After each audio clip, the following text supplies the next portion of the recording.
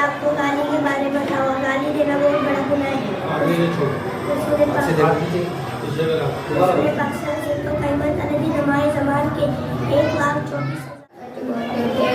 गरीबों की मदद करते, वे सारा लोगों को सहारा देते, जो वादा करते उसे जरूर पूरा करते। आप नावुल खाने में कोई ऐब ना निकालते। आप सल्लल्लाहु अलैहि वसल्लम को जानवरों से शफकत